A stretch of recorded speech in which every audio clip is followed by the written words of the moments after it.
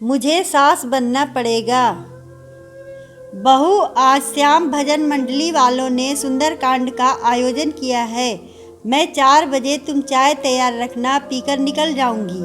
अच्छा, छत से कपड़े उठाकर प्रेस कर देना, वरना सुबह तुम्हारे पापा जी और शुभम देवर वैभव को परेशानी होगी।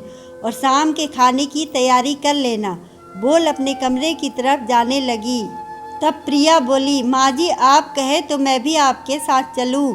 पड़ोस वाली मोना भाभी मुझे कितनी बार घर आने का बोल चुकी है, मगर घर के काम तो कभी खत्म ही नहीं होते। घर में अकेले काम करते करते मैं उकता गई हूँ।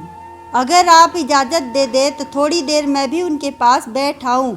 बहू, ये भी कोई उम्र है तुम्हारी पंचायत करने की, मोहल्ले में यहाँ वहाँ घूमने की? लोग क्या कहेंगे? सास भजन करने गई है और नई बहू मोहल्ले में चुगलियाँ गप्पे मार रही है। और तुम ही सोचो, शाम को जब ऑफिस से तुम्हारे ससुर और पति, कॉलेज से देवर ननद घर आएंगे और घर में ताला लगा देखेंगे तो क्या सोचेंगे कि सास बहू दोनों मटर गश्ती करने निकल गई। बहू, ये मत भूलो, तुम्हारा फर्ज है घर में रहकर सबकी ज़रूरतों को देखना। हमने भी किया है 35 साल। यहाँ तो गिनती के प्राणी हैं। हमारे समय में सास ससुर के अलावा दादा दादी, सास ससुर, 2 देवर देवरानियाँ, 4 ननद जमाई, सबके बच्चे, रिश्तेदार, मेहमानों का आना जाना लगा करते करते कब सुबह से रात हो जाती पता नहीं चलता था। फिर 4 बजे से उठकर मजदूरी, कहीं आना जाना तो छोड़ो, मायके भी 4-5 साल तक नहीं जा पाते थे। ससुराल में इतना किया, अब जाकर फ्री हुई हूँ मैं। अब हमें भी तुमसे उम्मीद है। घर में बहू है तो निश्चिंत होकर मैं कहीं भी आ जा सकती हूँ। अब तुम हमारी बराबरी करोगी, ये तो बहुत गलत बात है। थोड़े गुस्से में ममता जी बोली, माँ जी इसका मतलब मुझे घर के कामों के अलावा कहीं आने जाने के लिए सास बनना पड़ेगा। उदास होकर प्रिया वापस रसोई में जाने लगी। उसके शब्द ममता जी के कानों में गूंजने लगे। सास बनना पड़ेगा। हाँ, हम 3 बहुएं कुछ साल पहले तक यही तो सोचते थे, हमें सास बनना पड़ेगा। सास बनकर ही इन घरों के कामों से छुटकारा मिलेगा। तब कहीं जाकर हम भी आज पड़ोस में बोलने, बतियाने, घूमने फिरने और अपने मन की कर पाएंगे। यही सोच सोच के परिवार की 3 बहुएं अब बच्चों की शादी कर बहू लाने की उम्र की हो गईं।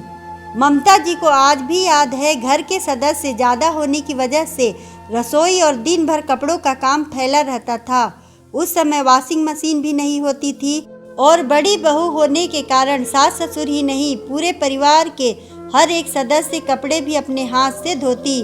जो बाल्टी, ब्रश, कुटनी लेकर बैठती थी, कम से कम 3 घंटे लगते थे, तब जाकर निचोड़ फटकार कर सुखाने छत पर जाती।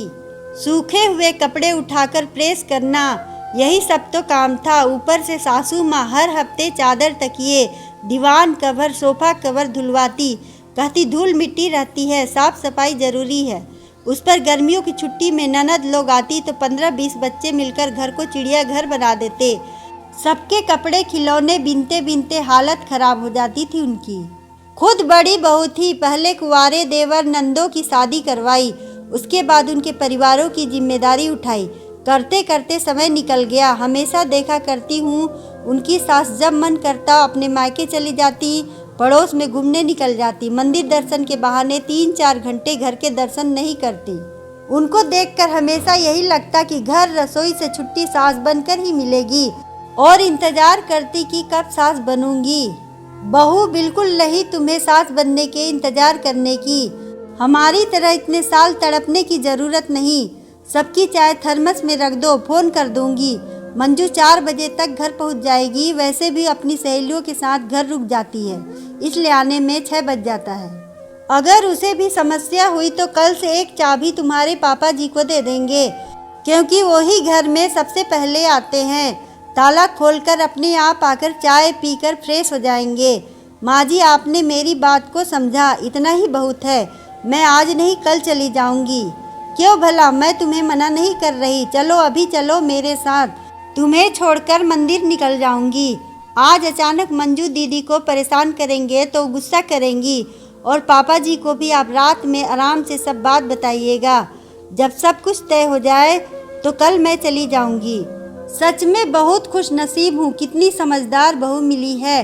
तुमने सही कहा, अगर अचानक मैं सबसे बात कहूँगी तो उनके मुंह बिगड़ जाएंगे।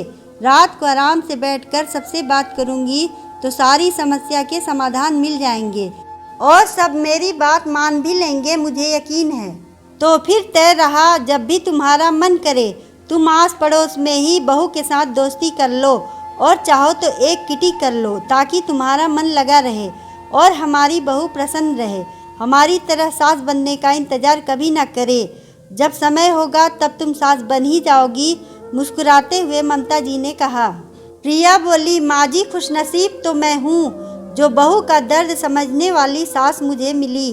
बोल उनके गले लग गई। चल पगली, अब रुलाएगी क्या? जा जल्दी चाय बना, मुझे देर हो रही है। बोल ममता जी ने अपनी बहू को प्यार की झिड़की दी। दोस्तों, अक्सर देखा जाता है घरों में बहुएं अपने आप को कैदी समान महसूस करती हैं और सास लोग आज़ादी से घूमती फिरती रहती हैं। जब भी बहू कहीं जाने को बोलती है, हमेशा सास अड़ंगा लगाकर या बहाना बनाकर चुप करा देती है। फिर एक बहू के मन में यही तो आएगा, जब सास बनूंगी तो किसी की ना सुनूंगी। इसी चक्कर में शायद एक दिन बुरी बन जाती है। इससे अच्छा है कि सास बहू मिलकर आपस में तय कर ले, जब जिसका मन हो सहूलियत और सहयोग से मिलकर आसानी से कहीं भी आ जा सके। अगर आपको हमारी कहानी अच्छी लगे तो वीडियो को लाइक करें, चैनल को सब्सक्राइब करें और कमेंट में बताएं कि आपको कहानी कैसी लगी। धन्यवाद।